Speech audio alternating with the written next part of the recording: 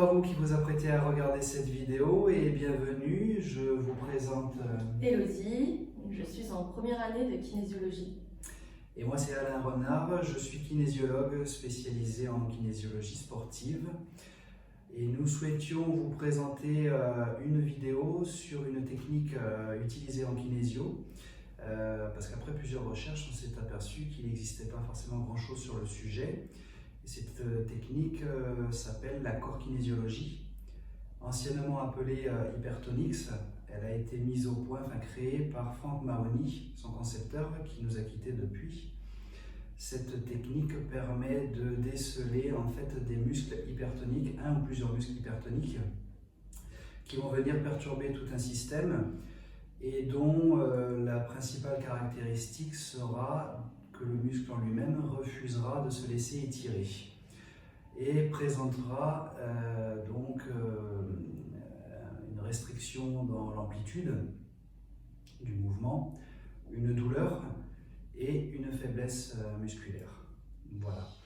En core kinésiologie, on va, avant d'entamer les tests du grand 8, on va effectuer des pré-tests pour vérifier que les muscles qu'on va utiliser ne soient pas hypertoniques, évidemment. Donc des pré-tests qui changent des pré-tests habituels qu'on peut faire en kinésiologie. Premier test, on va venir tester le deltoïde antérieur, donc cette partie du deltoïde, et le deltoïde moyen, ici.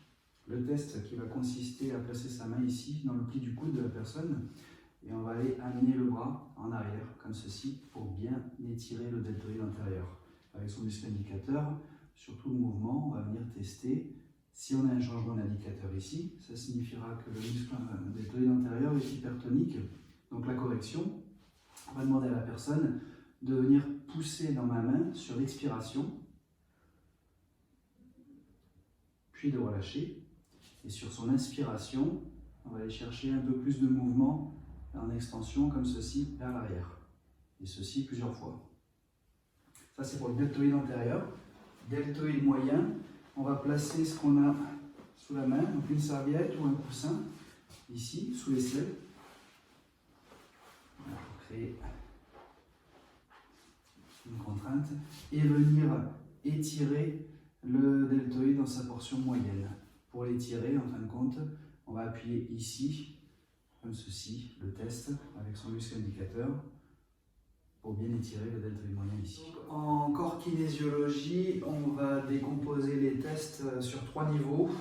Premièrement, le grand 8, le 8 secondaire et enfin les muscles auxiliaires. Mais là, aujourd'hui, on va vous montrer donc, les muscles du grand 8.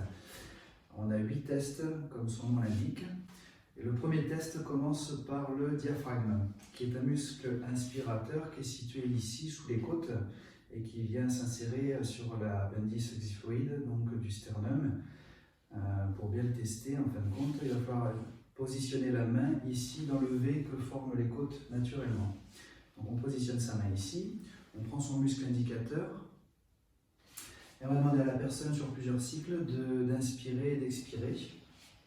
Inspire donc, expire, inspire, et expire.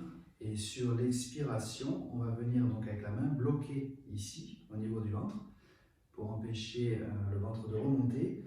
Et on va demander à la personne d'inspirer, et sur toute son inspiration, on va tester. Si on a un changement d'indicateur ici, ça signifiera que le diaphragme est hypertonique. Donc, si le diaphragme est hypertonique, pour l'équilibrer, on va demander à la personne, pareil, sur plusieurs cycles, d'inspirer, d'expirer. Et sur son expire, on va bloquer avec les deux mains, toujours pareil. Et on va lui demander d'inspirer et empêcher le ventre de remonter. Et là, de bloquer la respiration et de dégager les mains pour créer un réflexe du muscle diaphragmatique. Cette équilibration, on va la faire 2-3 fois. Et on pourra toujours vérifier au bout de plusieurs fois si le diaphragme s'est rééquilibré ou s'il y a besoin de plus.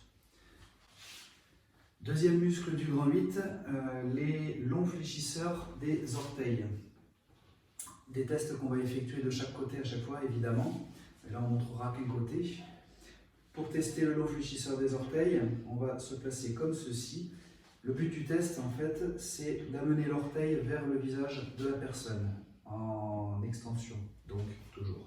On prend son muscle indicateur et on tracte doucement sur l'orteil et on teste sur tout le mouvement jusqu'à ce qu'il y ait un changement d'indicateur si le muscle est hypertonique. Pour la correction, ça va s'effectuer en 3 temps, ce qu'on appelle le contracté, relâché, étiré. Sur la première phase, on va demander à la personne testée en expirant, d'effectuer une contraction concentrique, c'est-à-dire qu'en soufflant, elle va venir pousser dans la main du testeur. Une fois qu'elle a terminé de souffler, il y aura relâchement, c'est la phase neutre. Et troisième étape, sur l'inspiration, le testeur va amener un peu plus d'amplitude sur l'extension. Ce qui est important, c'est à chaque fois de ne pas revenir sur le mouvement initial, mais de reprendre là où on s'est arrêté. Donc on peut montrer. Est-ce que tu peux, sur l'expire, voilà, pousser dans mon doigt. Tu relâches. Et sur l'inspire, j'amène un peu plus d'extension. À ce moment-là, voilà, en soufflant, tu pousses dans ma main. Tu relâches. Et là, sur l'inspire, je vais chercher encore un peu plus d'extension sur le mouvement.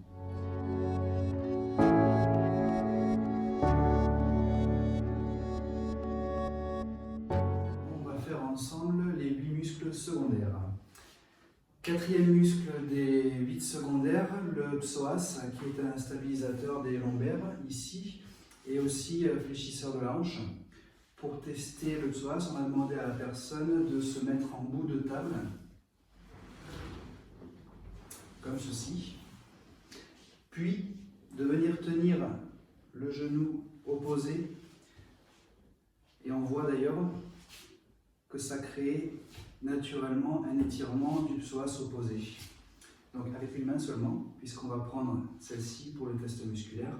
Sur le psoas, on y va doucement. On va effectuer une pression sur la cuisse, comme ceci, en direction du sol, et on teste. S'il y a un changement d'indicateur, ça signifiera que le psoas est hypertonique.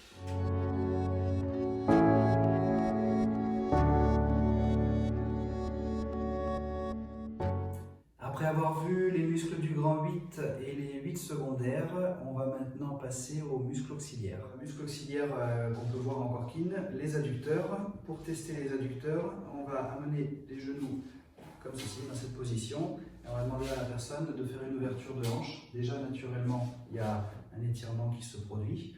Et pour accentuer l'étirement, donc on prend notre muscle indicateur et on va ici appuyer sur le genou vers le bas, pour étirer encore un peu plus l'adducteur, et on teste. Ça, c'est une première manière de tester. La deuxième, ce serait, donc ça c'était pour l'adducteur droit, pour l'adducteur gauche, ici, ce serait de prendre la jambe et de l'amener comme ceci, en ouverture vers l'extérieur, et de tester. On tire et on teste. C'est exactement la même chose, ça permet d'étirer l'adducteur ici.